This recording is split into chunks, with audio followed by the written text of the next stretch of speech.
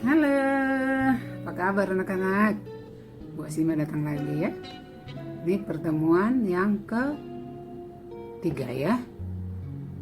Kalau ibu pertemuan kedua, tapi pembelajaran di semester ini part yang ketiga ya. Oke, kita berdoa dulu.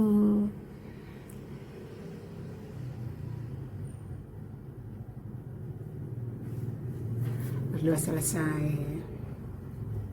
Sehat semua ya, mudah-mudahan sehat semua. Jangan lupa absen, manual dan di Moodle-nya ya. Oke, masih semangat ya. Kita masuk di part 3. Oke. Nah, ibu lewatkan aja nih proses belajar mengajarnya. Ibu ingatkan lagi silabusnya ya. Karena ini penting ini nih, biar tahu apa yang sudah dipelajari, apa yang belum gitu ya. Nah, yang ini nih 32. Kalau 31 ini kemarin kan kita bikin 2 kali pertemuan ya, yaitu part 1 dan 2 ya. Nah, sekarang di peluang suatu kejadian ini dibagi lagi dengan, kita lihat dulu nih, peluang suatu kejadian nih. Oke, part 3 ini ada 6 subbab ya. Yang pertama 321 kejadian dan ruang sampel, definisi peluang, kisaran nilai peluang, frekuensi relatif, frekuensi harapan, nilai harapan matematik. Gitu ya. Oke, kita lanjut ke nanti nih untuk pertemuan berikutnya part 4. 33 ya, yaitu kejadian majmuk.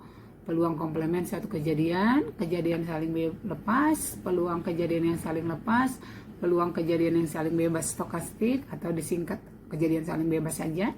Yang terakhir peluang bersyarat. Jadi ini untuk pertemuan berikutnya. Oke, siapa tahu dibaca lebih dulu. Jadi makanya ibu baca ya. Nanti sebelum pertemuannya kamu sudah baca, sudah kerjakan soal-soalnya, mungkin malah sudah mengerjakan soal-soal yang ke SBMPTN yang berhubungan dengan materi ini, itu jauh lebih bagus, oke? Nah, kita mulailah nih yang part 3 ini, yaitu tadi apa? 3, 2, peluang suatu kejadian ya. Nah, 321-nya adalah kejadian dan ruang sampel ya. Sebentar anak-anak, nih sambil ibu edit nih atau nanti deh. Oke, di dalam setiap penelitian atau percobaan yang mengandung ketidakpastian, kita perlu menarik satu kesimpulan. Agar kesimpulan itu dapat kita taksir secara tepat, maka kita perlu memahami teori peluang. Nah, kejadian dan ruang sampel tadi judulnya kan. Kejadian adalah percobaan yang kita lakukan, sedangkan ruang sampelnya adalah himpunan semua hasil suatu percobaan ya, istilah biasa itu ya kan. Oke, nah ruang sampelnya itu biasanya dinotasikan dengan S. Setiap anggota ruang sampelnya disebut titik sampel atau sampel saja. Oke, kita lanjut ke contoh. Contoh 1. Sebuah dadu dilempar undi 1 kali. Tahu dadu anak-anak? Ya, tapi yang dimaksud di sini adalah dadu setimbangnya.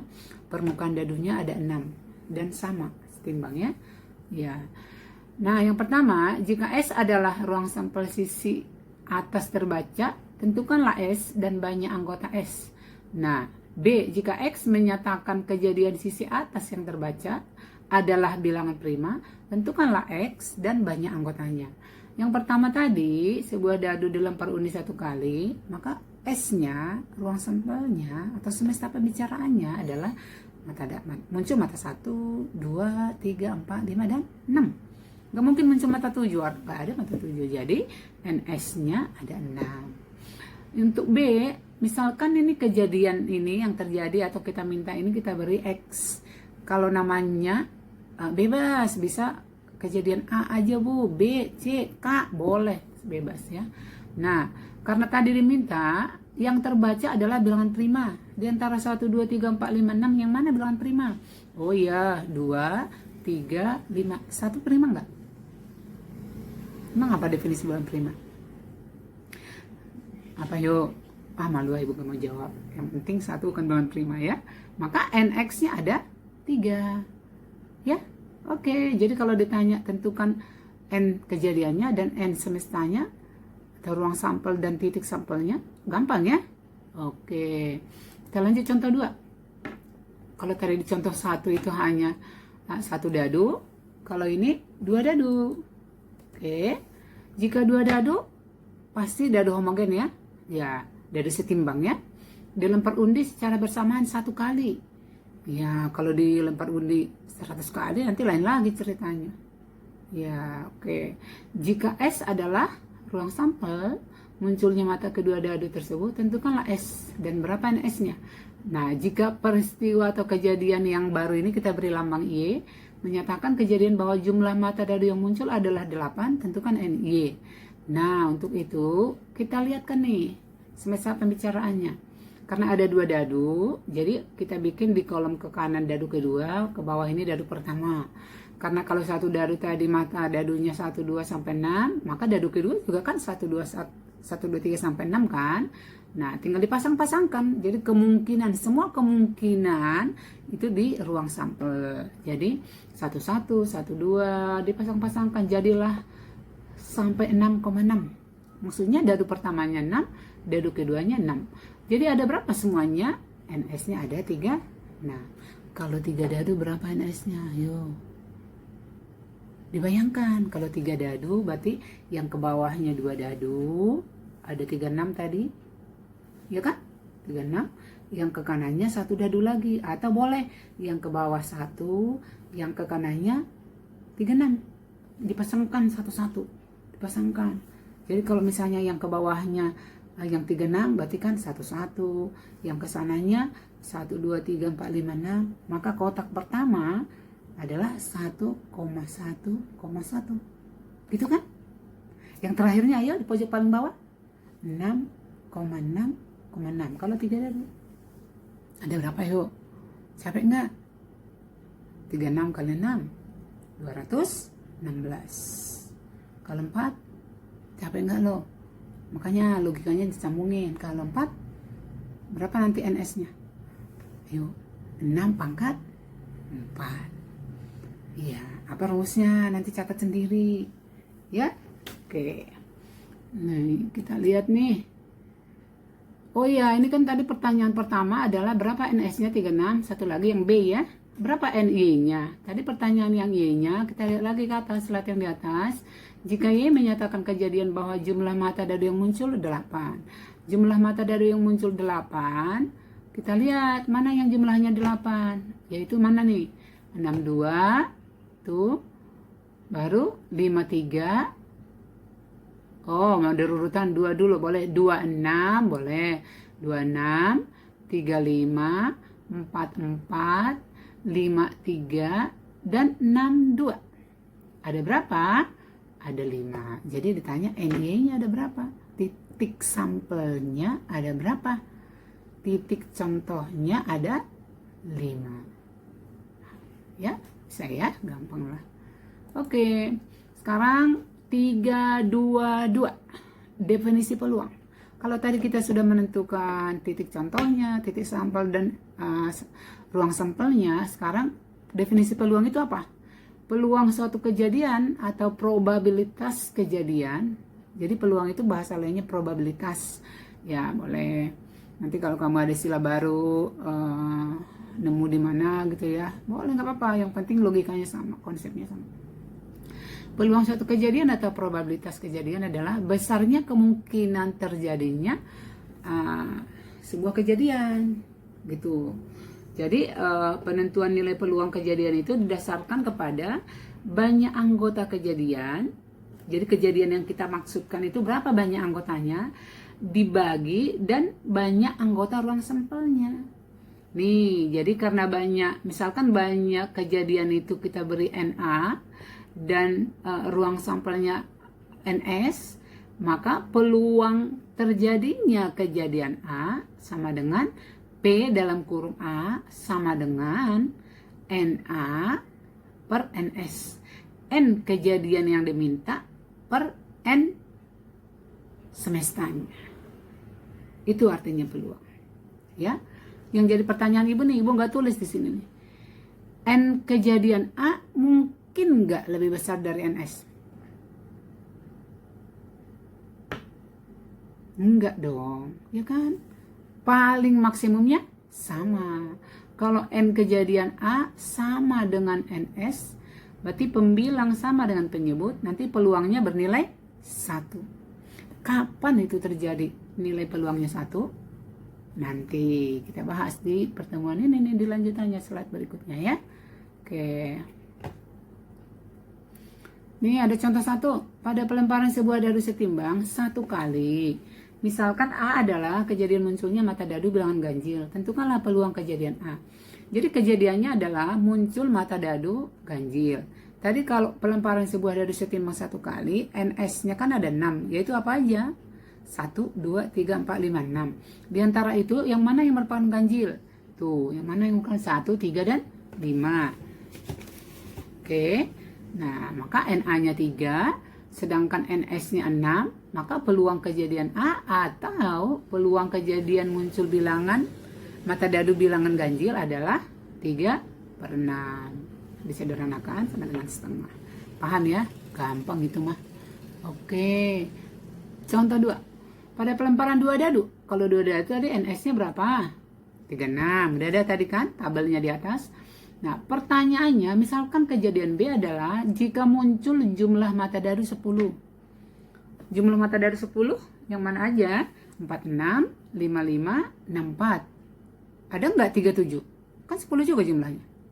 Ada, boleh. 37. Emang ada mata dadu 7? Nggak ada lagi ya. Jadi jangan gini 19 Bu, 28 gitu ya. Hanya ada 3 ya anak-anak. Maka peluang kejadian B atau PB sama dengan 3/36 sama dengan 1/12. Oke. Masuk ke 3, 2, 3 atau kisaran nilai peluang. Nah, tuh kisaran nilai peluang. Maksudnya nilai peluang itu berkisar dari berapa sampai berapa. Kejadian merupakan himpunan bagian dari ruang sampel, ya kan? Ya tadi kan dari awal ibu udah cerita, itu merupakan bagian, himpunan bagian.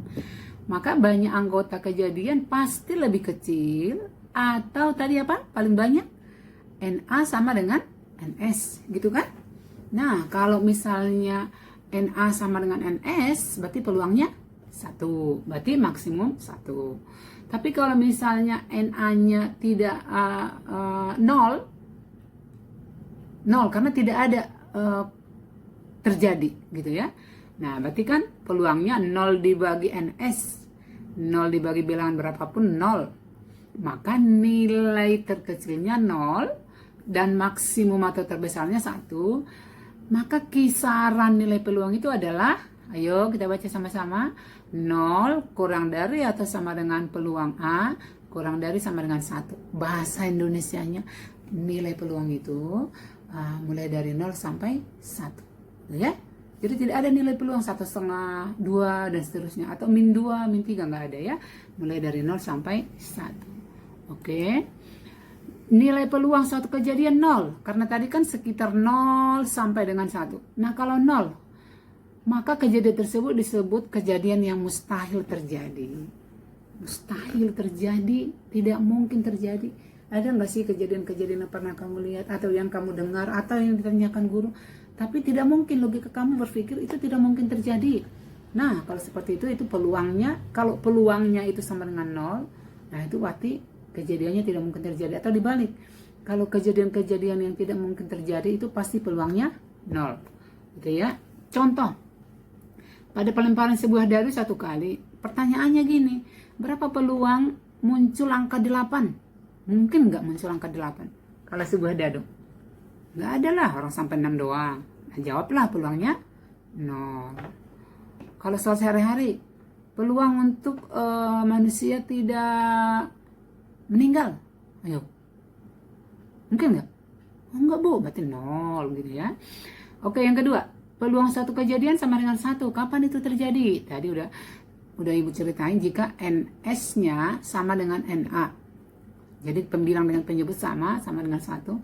Kalau kejadiannya seperti itu disebut kejadian yang pasti terjadi.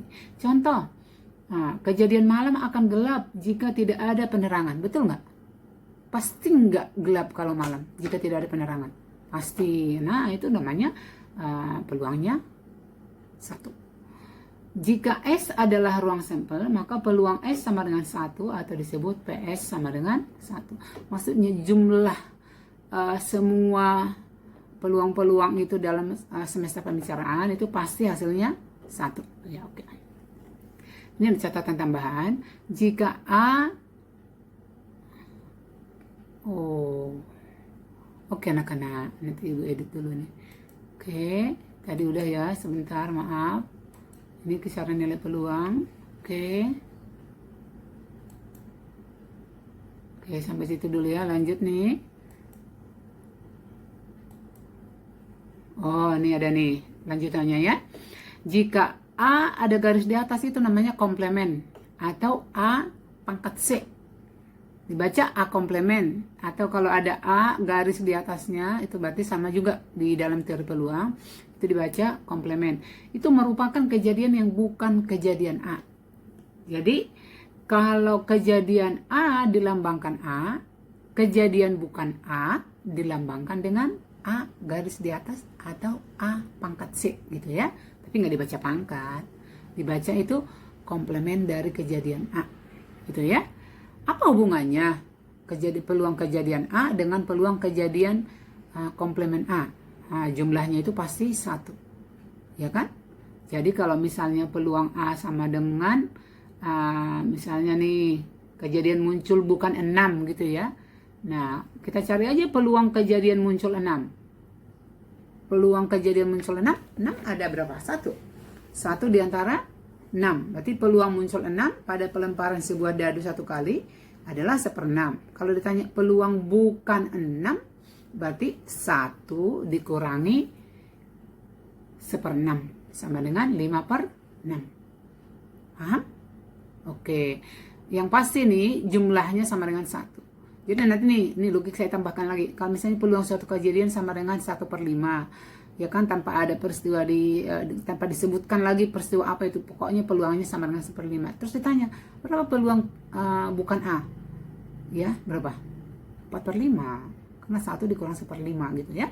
Oke, yang berikut adalah 324. 324 adalah frekuensi relatif.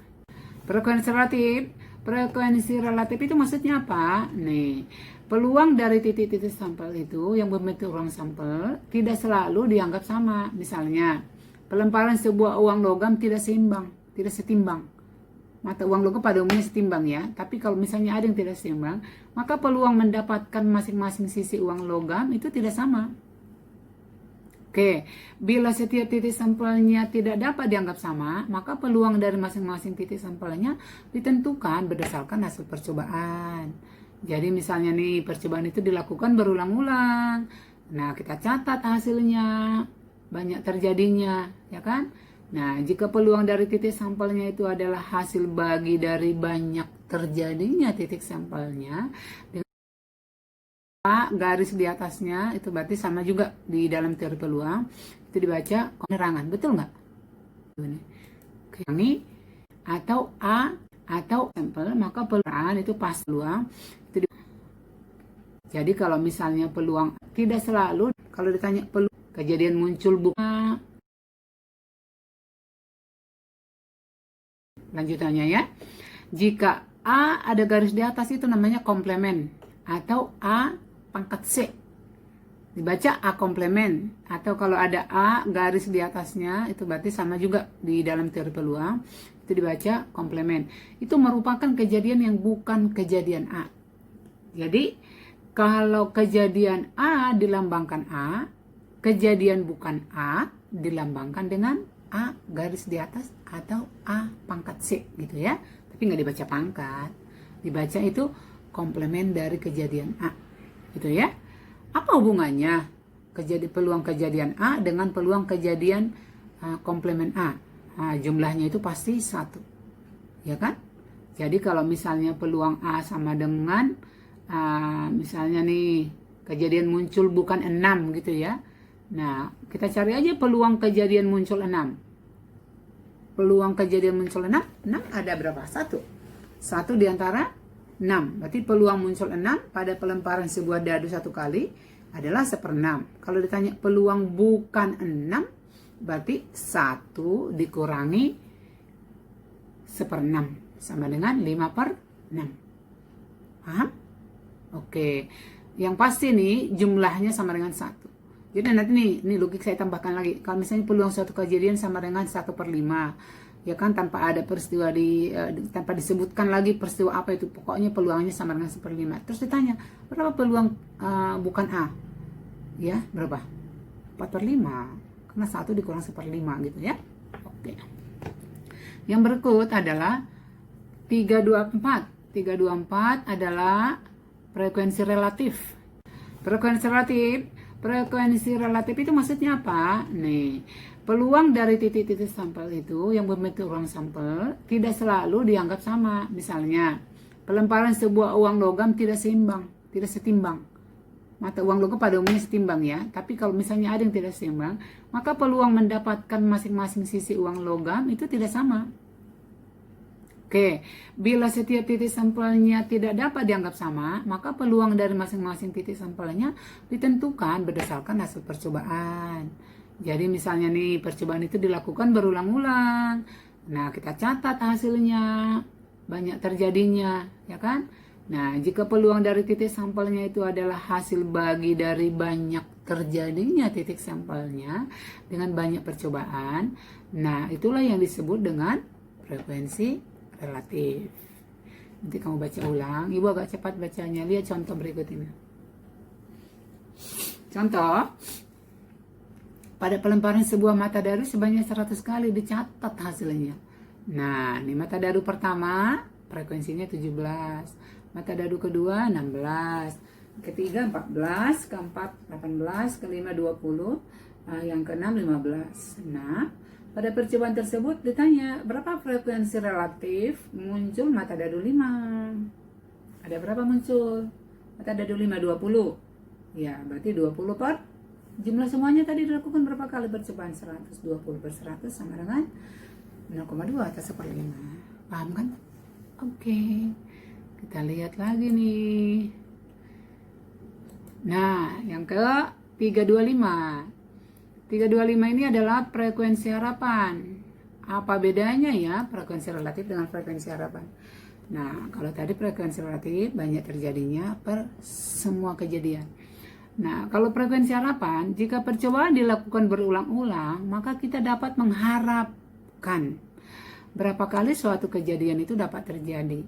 Harapan banyaknya suatu kejadian muncul atau berhasil dalam suatu percobaan yang dilakukan berulang-ulang itu disebut frekuensi harapan.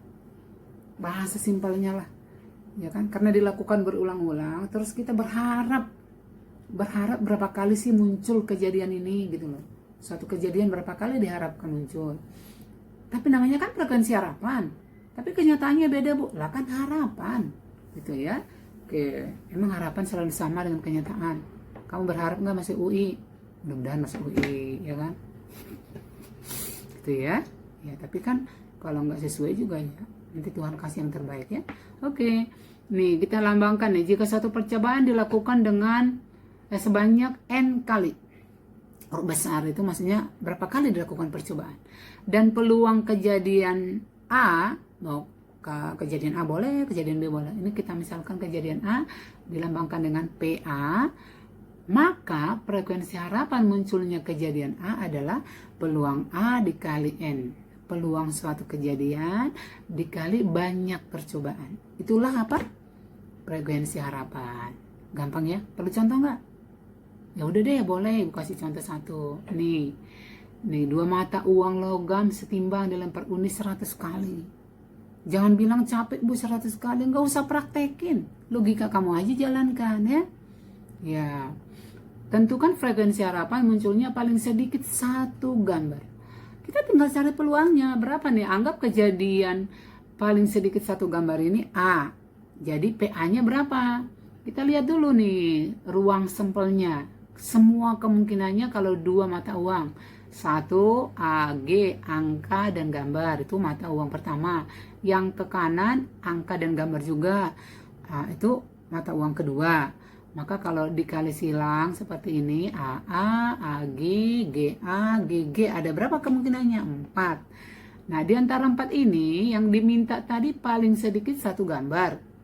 Berarti yang mana? AG, GA, GG masuk nggak? Kalau paling sedikit satu, boleh dua nggak? Boleh, ya udah, berarti ada 3 ya. AG, GA, dan GG. Ada 3 di antara 4. Berarti peluangnya 3/4. Nah, peluang kejadiannya itu, kalau kejadiannya dimisalkan tadi K di sini, maka PK, peluang kejadian K sama dengan 3/4. Nah, kalau gitu berapa kali diharapkan?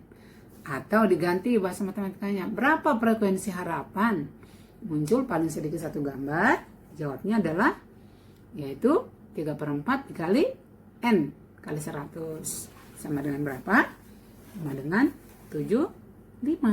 Itulah frekuensi harapan, diharapkan muncul. Tapi nanti kalau kamu praktekin 100 kali ternyata nggak sama persis 75, ya kan namanya juga harapan. Tapi kalau di hitungan, di soal, ya kamu gunakanlah rumus ini, nggak usah dipraktekin ya. Oke, kita lanjutkan. 326 yaitu apa? Nilai harapan matematik gitu ya. Oke, pada setiap usaha yang kita kerjakan, kita selalu menaruh harapan akan hasil yang kita peroleh, ya dong. Itu teorinya ya. Nah, misalkan nih seorang pedagang selalu berharap dapat menjual dagangannya dalam jumlah tertentu. Secara matematika, nilai harapan tersebut dapat ditentukan asal peluang yang diharapkan diketahui. Jadi kalau peluangnya diketahui, nanti bisa dicari nilai harapannya ya. Oke, misalkan nih X menyatakan variabel yang bernilai bulat dengan nilai-nilai X1, X2, X3, dan seterusnya sampai Xn. Dan frekuensi relatif atau peluang. Tadi kan udah ada sebelumnya ya. Peluang dari nilai-nilai tersebut adalah Fx1, Fx2, dan seterusnya Fxn. Atau distribusi frekuensi relatifnya disajikan pada tabel berikut. Nih, lihat di slide-nya ya. Oke, maka setelah disusun di tabelnya, maka nilai harapan matematikanya adalah, atau dilambangkan dengan X, adalah sigma XI FI, I mulai dari 1 sampai dengan N. Pernah dengar sigma enggak? Apa artinya? Ya, jumlah, betul.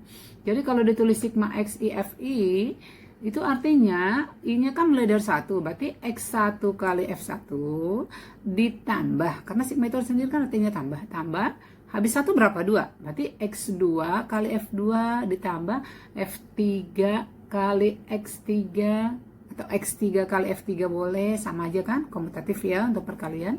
Terakhirnya nanti adalah Fxn dikali Xn, gitu ya. Ya, itulah nilai harapan matematiknya. Kita lihat contoh ya. Nih, ada contoh nih. Dari hasil latihan yang dijalankan oleh seorang atlet tembak, dapat dibuat tabel distribusi peluang banyak tembakan yang berhasil pada setiap 4 kali tembakan. Misalkan X menyatakan banyak tembakan yang berhasil dan PX menyatakan peluang berhasil menembak sebanyak X, maka distribusi peluangnya adalah sebagai berikut. Nah, ini ada tabelnya ya. Nah, diketahui nih X. Nah, ini peluangnya. Untuk yang 0, peluangnya 0,1. Untuk yang 1, kan tadi berapa kali menembak? 4 ya. Ya, ini dia nih 4. Pada setiap 4 tembakan yang dilakukan atlet tersebut, maka nilai harapan tembakan berhasil berapa? Ya, tinggal dikalikan tadi ya, sesuai dengan rumusnya sigma XI kali FI. Oke, berarti yang ini 0 dikali 0,1 ditambah 1 kali 0,2 ditambah 2 kali 0,4 ditambah 3 kali 0,2 ditambah 4 kali 0,1, jawabannya sama dengan 2. Oke, sekarang oleh-oleh lihat di sini di buku PKS. Marilah kita belajar di masa muda. Semoga di masa tua kita hidup kita lebih baik, ya kan, harapan kita yang gitu ya, karena kalau kita belajar sekarang susah-susah, bersusah-susah dahulu, bersenang-senang kemudian. Setuju nggak anak? Ya, jangan kebalik ya. Sekarang bersenang-senang, tidur bagus. Nanti pas sudah tua baru belajar, susah itu. Oke ya, tetap semangat anak-anak, semangat anak-anak muda, harapan bangsa. Nanti kalau ada yang kurang jelas ditanyakan, sebaiknya ditanyakan, jangan ditunda-tunda lagi untuk bertanya. Kalau ada yang salah diprotes, yang kurang tepat langsung dijawab di WA, karena semua protes kamu, tanggapan kamu itu menambah nilai kamu ya. Oke, sekian dan terima kasih. Dadah.